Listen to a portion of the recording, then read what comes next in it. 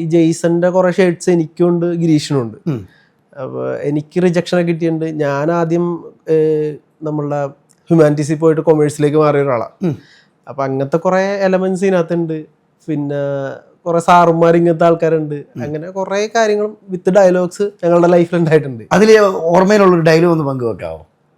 ഓർമ്മയിലുള്ളത് നമ്മളെല്ലാവരോടും പറയുന്ന ചില ഡയലോഗ്സ് ഉണ്ടല്ലോ. ഇപ്പൊ ആരെങ്കിലും പറ്റി പുകഴ്ത്തി പറഞ്ഞാൽ ഞങ്ങളവരെ ഇകഴ്ത്തും. വെച്ച് കഴിഞ്ഞാൽ എല്ലാവർക്കും അയാളുടെ ഒരു തത്വം എന്നൊക്കെ പറയുമല്ലോ സാറിന്റെ, അതൊക്കെ നമ്മൾ പറയുന്നതാണ്.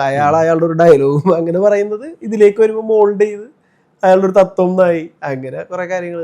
നിങ്ങൾ എഴുതുന്ന സമയത്തൊക്കെ ഇത് കണക്റ്റ് ആവും, തിയേറ്ററിൽ ഹിറ്റ് ആവും എന്നുള്ള ചിന്തയുണ്ടായിരുന്നോ?